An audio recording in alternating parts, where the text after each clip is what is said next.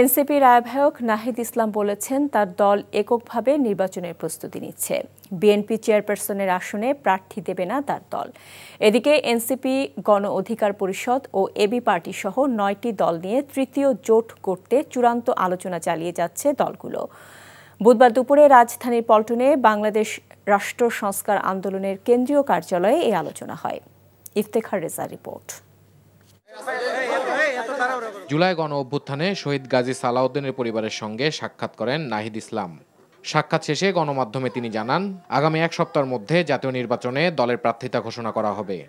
আমরা গাজী সালাউদ্দিন ভাইয়ের এই মৃত্যুতে গভীরভাবে শোকাহত। গণ অভ্যুত্থানের অংশগ্রহণকারী আহতদের সুচিকিৎসার দায়িত্ব এই অন্তর্বর্তী সরকারের ছিল।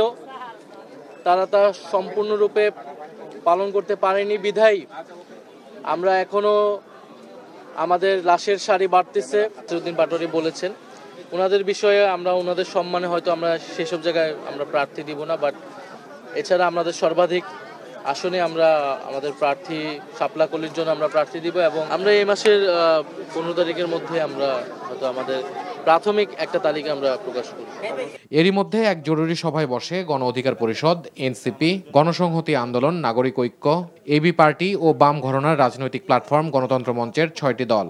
আলোচনা হয় দেশের রাজনীতিতে তৃতীয় জোট গড়ার বিষয়ে। জুলাই সনদের ভার কোনা রাজনৈতিক দলগুলোর উপরে ছেড়ে দিয়েছে। আমরা মনে করি যে এটা এই সরকারের কর্তব্য, যেহেতু তারা এই সংস্কারের ম্যান্ডেট নিয়েই ক্ষমতায় এসেছেন, তাদেরকে এই সংস্কার সম্পূর্ণ করতে হবে। পুরো বাংলাদেশে আপনারা দেখবেন মারামারি, কাটাকাটি, এই যে রোড ব্লক, তারপরে হলো আগুন জ্বালাচ্ছে মনোনয়ন বাণিজ্য নিয়ে।